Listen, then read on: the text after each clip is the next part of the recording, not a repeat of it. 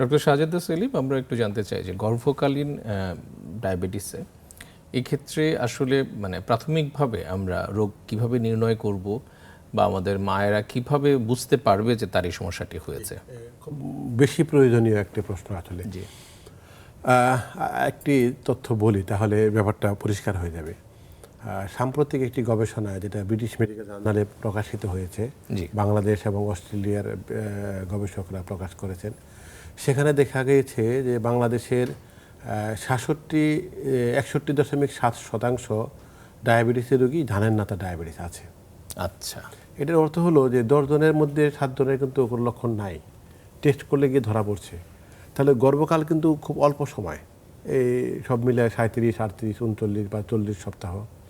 এর মধ্যে যে ঘটনাটি ঘটে আমি সংক্ষেপে বলি যে কেন গর্ভকালীন ডায়াবেটিসকে আলাদা নামকরণ করা হয়েছে।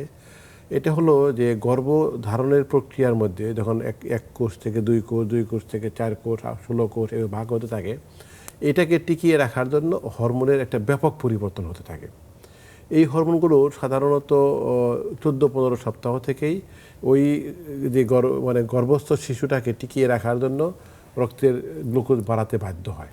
আর ওই সময় গ্লুকোজের সরবরাহ কিন্তু শুধু মায়ের শরীর থেকেই আসে। তো এটি 15 সপ্তাহ না হলে সাধারণত এটা হয় না। তারপরে আস্তে আস্তে দিন যায় এবং এটি বাড়তে থাকে। তো বাড়তে বাড়তে এক সময় গিয়ে 24-25 সপ্তাহে গিয়ে আরও সর্বোচ্চ লেভেলে পৌঁছার সম্ভাবনা থাকে।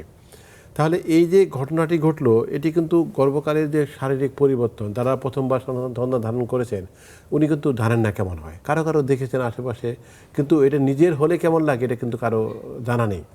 তাহলে এই সময় কোনো লক্ষণ দেখা দিবে রক্তের গ্লুকোজ বেড়ে, এটি কোনো ভাবার সুযোগ নেই, নাম্বার 1। নাম্বার 2 হলো দ্বিতীয়টা বললাম, আগেরটা যেটা বললাম যে অধিকাংশ ডায়াবেটিসের রোগী কিন্তু লক্ষণবিহীন অবস্থাতে শনাক্ত হচ্ছেন। তাহলে এই সারাংশ হলো যে আমাদের লক্ষণের জন্য অপেক্ষা করার কোনো সুযোগ নেই, আর অন্য সময়েও সুযোগ নেই, কিন্তু এই সময় কিন্তু মোটেও নেই। কারণ আমরা যদি প্রথম 12 সপ্তাহে রক্তের গ্লুকোজ বেশি থাকে কন্ট্রোল করতে না পারি, বাচ্চার ক্ষতি যা হওয়ার সব হয়ে যাবে। অঙ্গ প্রত্যঙ্গগুলো আপনিও জানেন যে এই সময় তৈরি হওয়া শুরু হয়, এবং এই সময় রক্তের গ্লুকোজ মানে এটা টক্সিসিটি, কিন্তু এটি কিন্তু হার্টের সমস্যা থেকে শুরু করে ব্রেইন ডেভেলপমেন্টের সমস্যা থেকে শুরু থেকে সবচেয়ে মারাত্মক ক্ষতি হয়। আগে যেটি বললাম যে এই শিশুটির পরবর্তী যে জীবনে যে প্রোগ্রামিংটা হয়ে যায়, ওদের মধ্যে কিন্তু রক্তের গ্লুকোজ বেশি থাকবে, এই প্রোগ্রামটা ঢুকে যায়, পরে কোনোভাবেই ডায়াবেটিসের বলয় থেকে বের করে আনা যাবে না। তাহলে আমরা কি করব, সেই প্রচারণায় কিন্তু আসলে আমরা এবার হাতে নিয়েছি যে যেহেতু অনেক উচ্চ হার, অনেকেরই লক্ষণ দেখা দিবে না, তাহলে কোনো একটি মহিলা, কোনো একটি দম্পতি বাচ্চা নেবেন, তার স্টেপ 1 হবে ওনার রক্তের গ্লুকোজের অবস্থাটা জানা। সেটা একটি আদর্শ পদ্ধতিতে জানতে হবে কীভাবে গ্লুকোজ খেয়ে ডায়াবেটিসের পরীক্ষা, অথবা HbA1c করা যেতে পারে। থাইরয়েডের পরীক্ষা করতে হয়, আজকে আমরা সে আলোচনায় যাচ্ছি না।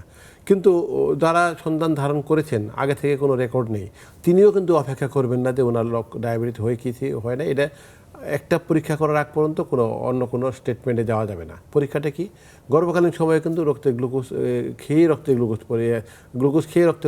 গ্লুকোজ পরীক্ষা করতে হবে। সেটা কীভাবে, খালি পেটে একবার, যদি আমরা GDM মানে গর্ভকালীন ডায়াবেটিস থেকে টার্গেট করি তাহলে 3 বার খালি পেটে, 1 ঘন্টা পরে, 2 ঘন্টা পরে। আবার কারো কারো প্রথম দিকে ধরা পড়লে এটি কিন্তু গর্ভকালীন সময়ের নয়, যদিও গর্ভকালের মধ্যে ধরা পড়ছে আগের ডায়াবেটিসের কন্টিনিউশন, সেক্ষেত্রে আমরা 2 বার টেস্ট করে ধরতে পারি, এবং এই লেভেলটাও কিন্তু অনেক নিচে।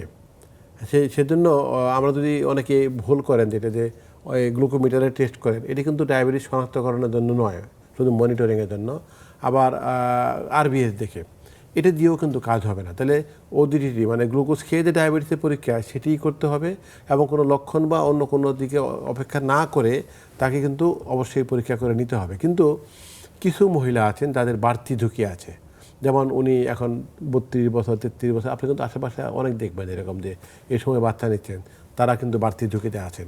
যার আগে থেকে পলিসিস্টিক ওভারি সিনড্রোম ছিল, তারা বাড়তি ঝুঁকিতে আছেন। দৈহিক স্থূলতার রোগী, উনি বাড়তি ঝুঁকিতে আছেন। আগের কোনো প্রেগনেন্সি নষ্ট হয়ে গিয়েছে, অথবা ওনার মায়ের গর্ভকালীন ডায়াবেটিস ছিল, পারিবারিক ইতিহাস খুব খারাপ ডায়াবেটিস হওয়ার সাপেক্ষে। আমরা তানজিনের যে ঝুঁকিগুলো বললেন যে খুব কম শারীরিক পরিশ্রম করছি, অনেক খাচ্ছি, এগুলোও কিন্তু ঝুঁকির মধ্যে পড়বে। তাহলে এদের যাদের আছে তাদের কিন্তু আরও দ্রুত পরীক্ষা করে নিতে হবে। তাহলে আমি খুব পরিষ্কার করে বলতে চাই যে গর্ভকালীন ডায়াবেটিস কার আছে কার নাই সেটি না ভেবে, বাংলাদেশ যেহেতু উচ্চ ঝুঁকিতে আছে, পরিকল্পনার অংশ হবে একবার পরীক্ষা করে নেওয়া। যদি আগে করা না থাকে, যখনই গর্ভধারণ করার পরে ডাক্তারের কাছে যাবেন, ডাক্তার পরীক্ষাটি করে নেবে। আচ্ছা, মানে এক্ষেত্রে আপনি বলছেন যে এই গ্লুকোজ খেয়ে যে পরীক্ষাটা করা হয় এটি আদর্শ। এটি আদর্শ এবং এটি করা উচিত।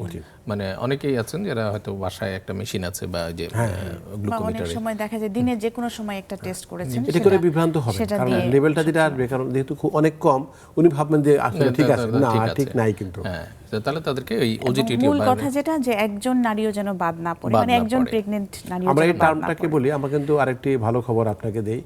বাংলাদেশ সরকারের নন কমিউনিকেবল ডিজিজের উদ্যোগে ডায়াবেটিসের গাইডলাইন হয়েছে।